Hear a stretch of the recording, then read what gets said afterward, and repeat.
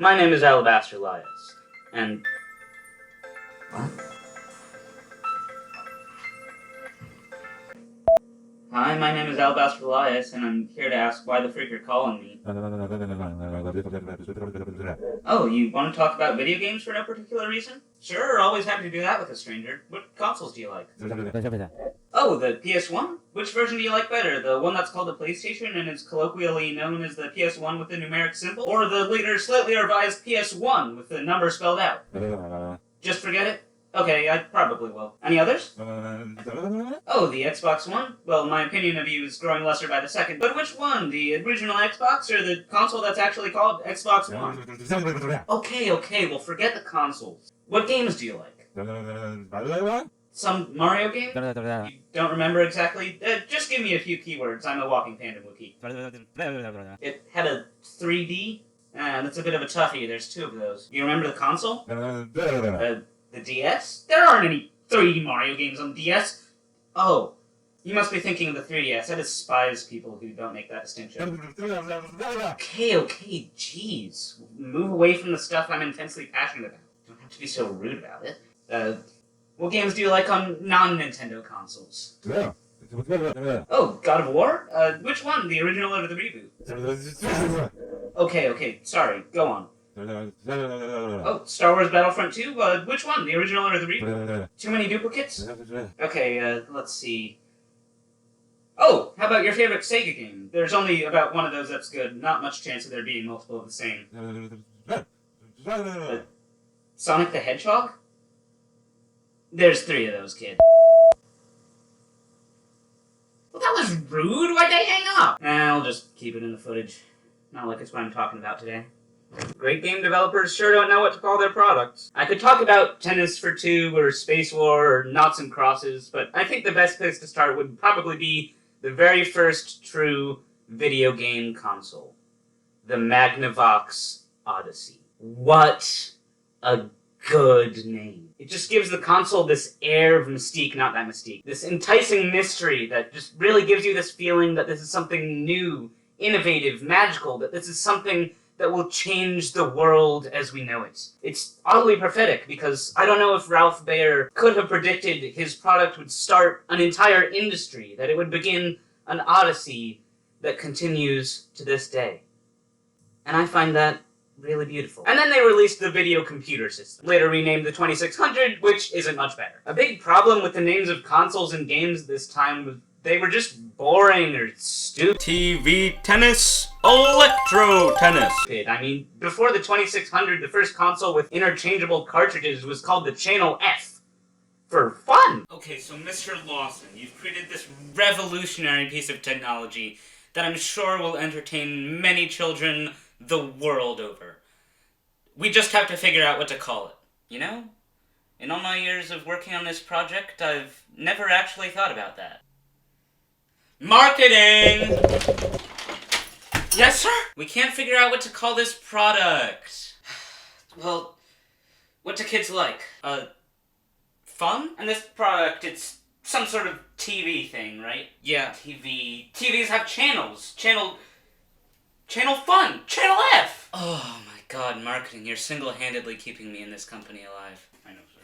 I like that. Hi. Shut up. We're here to steal your ceiling of ideas. Oh.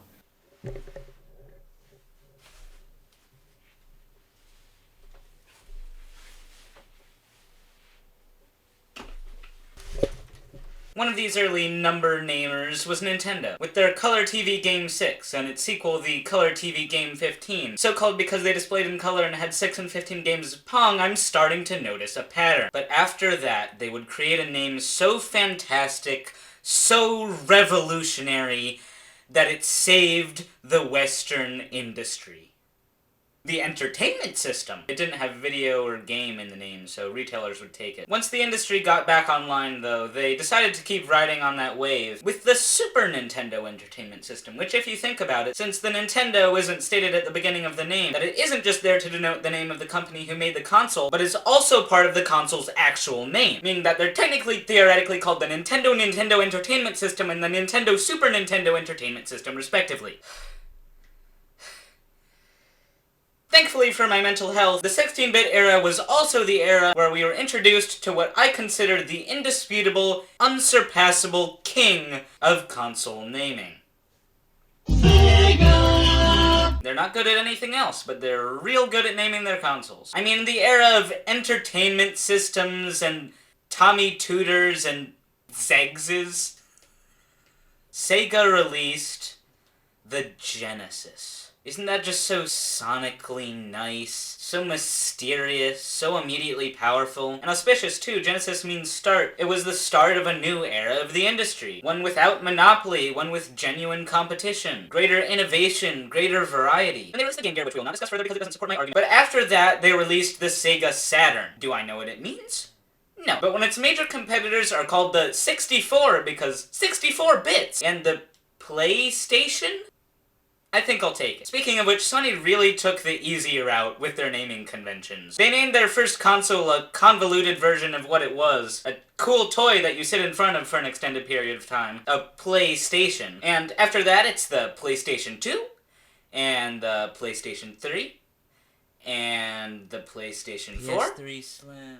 And the PlayStation 5. Up to the PS2 era, Nintendo was pretty confused with their names. They released the Game Boy, which did play games, but wasn't a boy. Then They released the Virtual Boy, which was virtual, but was even less of a boy. Then they released the N64, as I said, which did not need 75% of its games named after the console, but okay. Then the Game Boy Color, which actually does make sense, that's a pretty good name. Then the GameCube, which did play games, but wasn't a cube. Dang it! Not again! Then the Game Boy Advance, which does make sense to an extent, but I personally don't like because it makes it sound like another GBC situation, where it's just a slight upgrade to the original, just adding Advance this time instead of Color. And then the DS, which to this day no one seems to know the actual name of. For various reasons, mostly Sony, Sega was on their deathbed around this point, so they decided to make one last desperate wish with the Sega Dreamcast.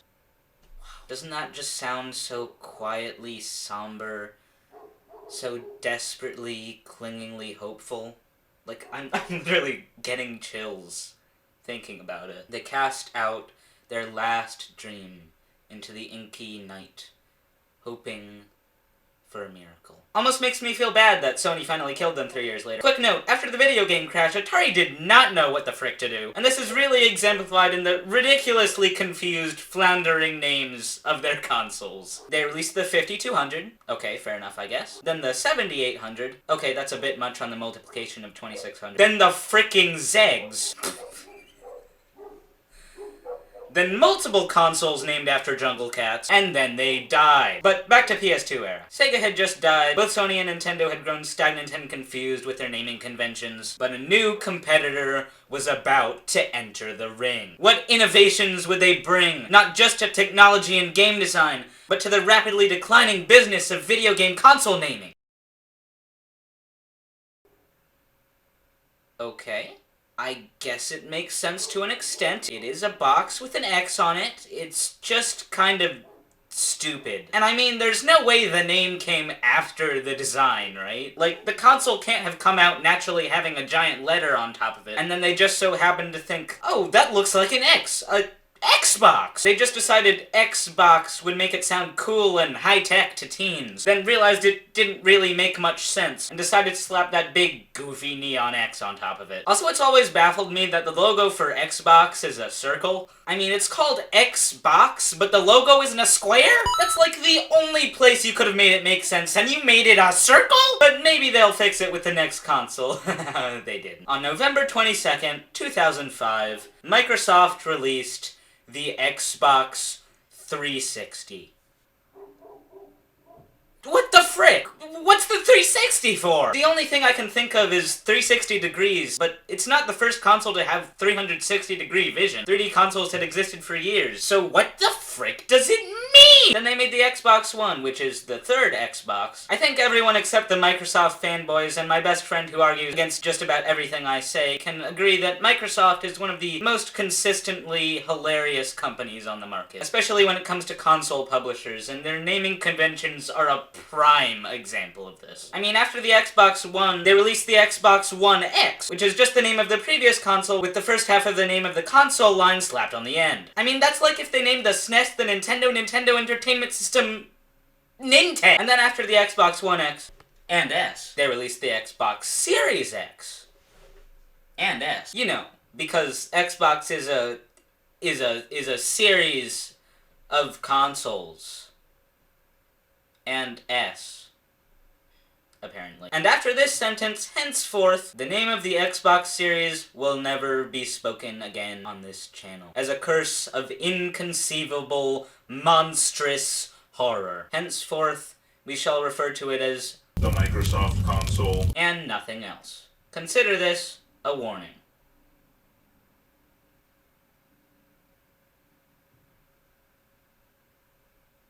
Anyway, then Nintendo released the Wii. Finally! A name that both sounds good and makes sense! I mean, they could have just called it the Nintendo Motion or something boring like that. But instead they chose something phonetically interesting and symbolic of what the system was to bring people together and bring in a new audience. This name is freaking fantastic! I mean, Nintendo's pulling into the lead at this point. They're improving so quickly on their names. I can't wait to see what they come up with next!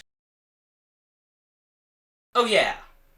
One of the industry's most historically and iconically bad names that it almost single-handedly killed the console. On November 18th, 2012, Nintendo Company Limited released the Wii U. Which sounds great on paper. It's once again symbolic of its purpose, which was aimed at more hardcore players, more single player, letting you play on the gamepad while your parents watch Knots Landing or something on the TV, hence Wii U. It could be together, or it could be just you. But it also caused immense confusion among the general public about what exactly the product was. Was it an add-on to the Wii? Was it something new? The general Wii user base were casuals, and so the general Wii user base didn't know. Of course, there were other marketing and library problems, but the general consensus is that the name was a pretty big portion of the reason the Wii U sold about 9 times less than its predecessor. And just for the sake of clarity, right before that they did release the 3DS and the 2DS and the new XL and new XL versions of both of those, which I will not elaborate on at this time. And then they released the Switch, which is where we end our console journey. And I think it's actually quite a nice balance between phonetically enjoyable and somewhat creative, but still getting the idea across simply and clearly. Companies. The name Rockstar Games is kinda stupid, and BioWare? What does that even mean? Of course, one of the most famous early instances of a funny video game name debacle is with Super Mario Bros. 2, where they made one in Japan, reskinned Doki Doki Panic and called it SMB2 in the West, then later released the original SMB2 in the West as the Lost Levels, and the Western Mario 2 that was really a different game that was already Japanese as Super Mario USA in Japan. But you already know that. It's been pounded into your skull by every other Nintendo YouTuber under the sun. And if it hasn't, you should probably go watch them, I'm not as good. So we should probably continue with the history of game naming with the rest of my plan for the video. And that's about as far as I planned. I don't know if you could tell by the incredibly short previous section. I guess I'll just keep writing the script and see what happens, even though that's already happened by the time I'm saying this, and everything I'm saying right now is written on a Google document and is at least 50% a terrible joke, I think. All the SNES games seem to have Super in their title. That's pretty funny, right? And for the N64. And I could spend a long, non-specific amount of time listing all the remasters or reboots that are just called the exact same name as the first game in the series, if I could actually remember any of them. Let's see, there's Sonic the Hedgehog, there's GoldenEye 007, God of War, Star Wars Battlefront 1 and 2, Dead Space. What? Oh, it's just my best friend. We can continue. At this point in the script, I remembered one of the main reasons I wanted to make this video in the first place, which is some of the frankly ridiculous naming conventions in the Mario series. On the SNES they released Super Mario World, then on the Game Boy they released Mario Land 1 and 2, then 19 years later released Super Mario 3D Land for the 3DS, then 2 years later released Super Mario 3D World for the not specially 3D Wii U. Who do you think you are? Microsoft? And that's not even mentioning the new series. Oh my gosh. It went New Super Mario Bros., already a slightly confusing name after all the other variants on Super Mario Bros. That were just remakes or remasters. Then New Super Mario Bros. Wii, okay, that makes sense. Then New Super Mario Bros. 2, the third game in the series. Then New Super Mario Bros. U, which brings us into horrible acronym territory, because it was later released as New Super Mario Bros. U Deluxe, which was not deluxe in any way, and isn't to be confused with Super Mario Bros. Deluxe on the Game Boy Color, which was released 20 years earlier. I mean, NSMBUD?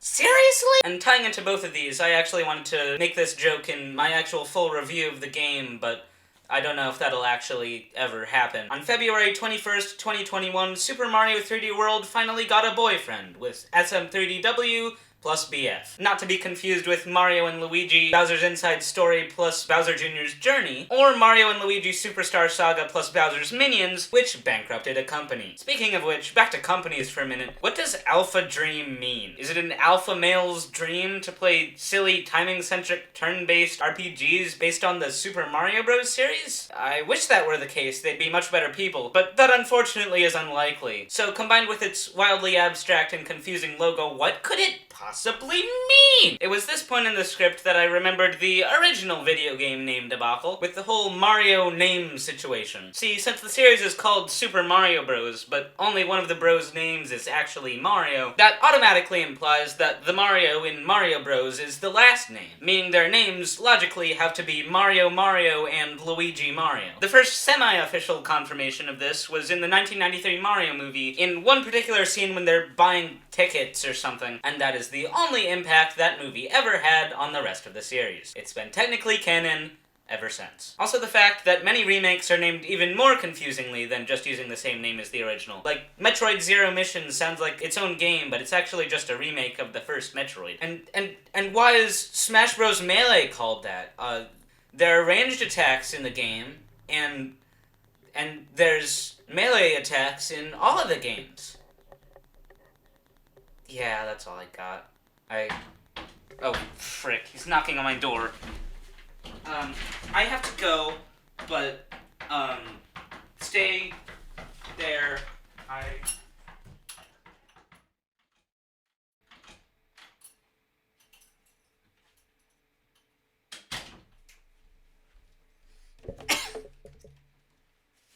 TV tennis, electro tennis.